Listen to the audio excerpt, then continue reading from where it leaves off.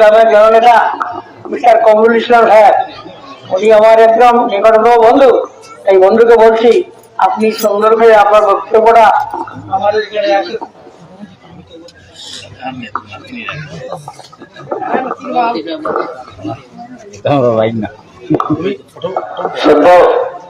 আজকের অধ্যকার নির্বাচনী সভার সম্মানিত সভাপতি মঞ্চে আসীন আসামের প্রাক্তন মন্ত্রী তথা বর্তমানের বিধায়ক, আমার রাজনীতির গুরু তথা পথদর্শক পথদিশারী জনাব সিদ্দিক আহমদ সাহেব, মঞ্চে আসীন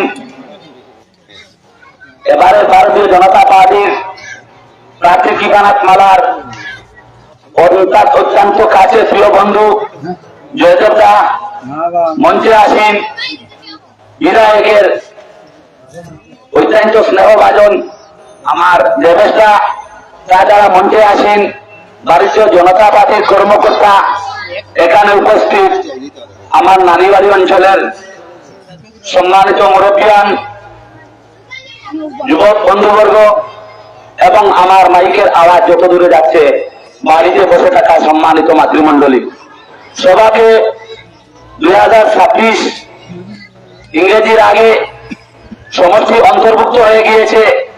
আপনারা গত ডিলিমিটেশনে দক্ষিণ করিমগঞ্জের সমষ্টিতে অন্তর্ভুক্ত হয়ে গিয়েছেন।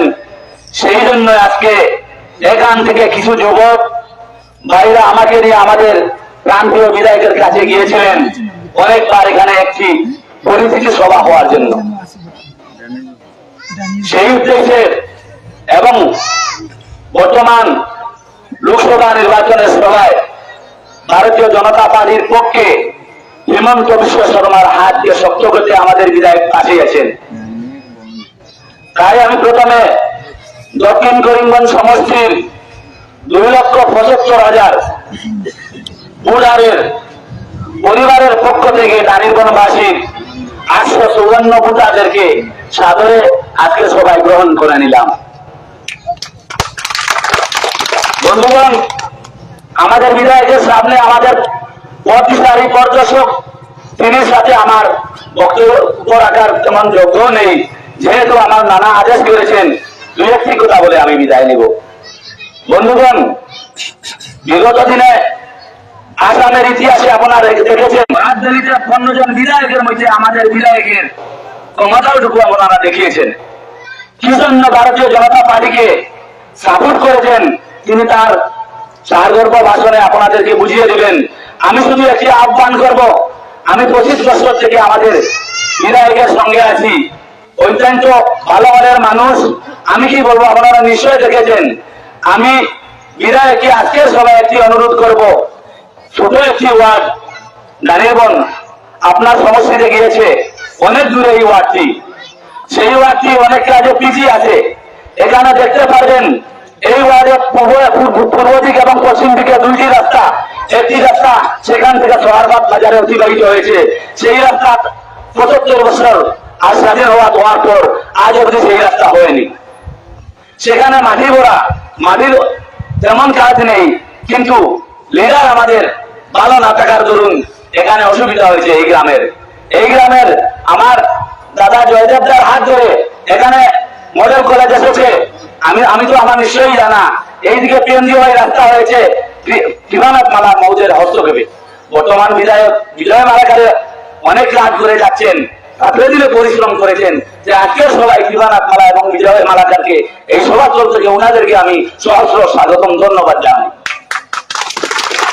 আমি অনুরোধ করবো আমার বিধায়ককে, ছোট একটি গ্রাম, বিশুদ্ধ পানীয় নেই। আমার বিশ্বাস যদি ঐক্যবদ্ধভাবে যদি দানিরবনবাসী 854 ভোট সারিবদ্ধভাবে যদি বিধায়কের সঙ্গে থাকেন, আমার মনে হয় আমাদের দলবিল যে আপনারা ছোটবেলায় এখানে আসতাম, আমার নানারা মামারা আমার সঙ্গে হাসি ঠাট্টা করতেন, পিছে ঘোড়া পানীয় ডুবা অঞ্চল, আজকে আমার দলবিল সিদ্ধেক আমার হাত ধরে সোনাপুর হয়ে গেছে। তাই আমরা সিদ্ধেক আমাদের কাছে যতদিন আমরা জীবিত থাকবো, আমাদের গোটা দলবিলের মানুষ ছিল ঋণী। এবং আমি বিশেষ করে তাদের কাছে আহ্বান রাখবো যে সেই রাস্তাটি যাওয়ার সময় একবার দেখে যাওয়া এবং বিধায়কের সারগর্ভ ভাষণে আপনাদেরকে বুঝিয়ে দিবেন। আমাদেরকে কৌমের বিধায়ক বলা হয়, আপনারা সোশ্যাল মিডিয়া দেখেছেন, উনি তার ঘাড় গর্ব বাসনা আপনাদেরকে বুঝিয়ে দিবেন কেন উনি বিজেপি সাপোর্ট করেছেন। যুবক ভাই আমাকে আসার পূর্বে আজ সকালে কিছুটা প্রশ্ন করেছিলেন, ভাই এখানে বিজেপি যারা তাদেরকে আমাদেরকে দুই একজন বিজেপি 7-8টি ভোট দিয়েছিল অতীতে, এরা আমাদেরকে কোনো সঙ্গ কোনো যোগাযোগ করে নাই। আমরা তাদেরকে বললাম এখন ছেড়ে দাও, আমাদের দক্ষিণ করিমগঞ্জের সিট থেকে আমাদের বর্তমানের ডেভেলপমেন্ট কমিটি নামে আমরা কমিটি করেছি, সেই ডেভেলপমেন্ট কমিটি করে আপনারা সিট থেকে আমাদের পাশে থেকে ভারতীয় জনতা পার্টিকে সাপোর্ট করে যদি বিপুল ভোট দেখিয়ে দিতে পারেন, তাহলে সঙ্গে সঙ্গে আপনারা দানিরগঞ্জবাসী বাড়িগ্রাম যেতে হবে না, সিট থেকে আমাদের আপনাদের দানিরগঞ্জে এসে পৌঁছবেন। এইটুকু বলে সবাই সময় বেশি আরো সবাই আমাদের আছে, আমাদের প্রান্তীয় বিধায়ক উনার দীর্ঘায়ু কামনা করে, সুস্বাস্থ্য দীর্ঘায়ু কামনা করে, আল্লাহ উনাকে দীর্ঘায়ু কামনা করেন এবং কিবানাথ মালায়ের বিজয়ী আশা কামনা করে আমার বক্তব্য এখানে সমাপ্ত করলাম। ধন্যবাদ।